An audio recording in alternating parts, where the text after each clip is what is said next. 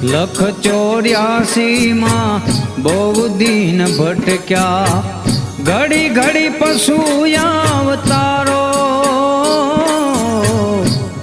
ગુરુજી ગુરુજી